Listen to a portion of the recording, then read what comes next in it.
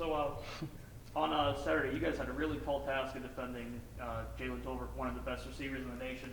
You know, looking back on it now, you guys limited him to under 100 yards. You know, how do you feel that you guys did and executed against him?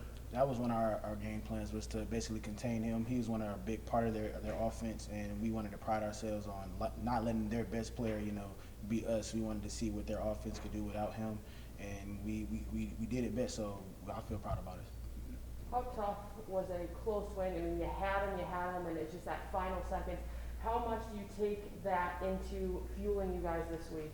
Yeah, it's real. It's really gut wrenching to just see how we lost that way, and the simple fact that you can see like the pain and faces on not just our face but the coach's face as well. And we just basically said that we're gonna pride ourselves on just coming in throughout the week with the right intent to practice hard, have the urgency, so we can never have a game like that ever again, and we don't want to have that feeling again.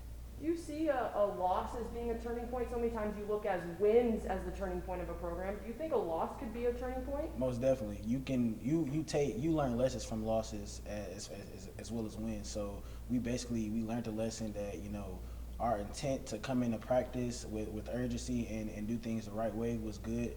And it's not even about that us not playing good or not having good play calls. It's just it's certain plays that we could have made the game, and it's certain plays that we had to execute that could have put the game away to even put us in that position in the first place. So it's really just lessons that we got to learn from.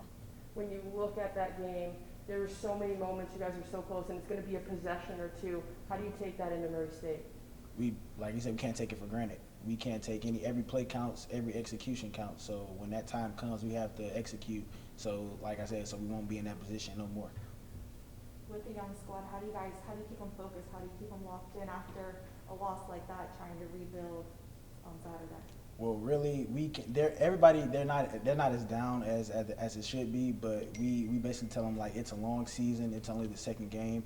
We got a lot of stuff going for. We got a lot of stuff coming forward, and being so that we're so young and you can see potential in us, that builds a lot of confidence in our team. And I feel like that's what is keep pushing us, knowing that we're so good and we have good potential in the conference.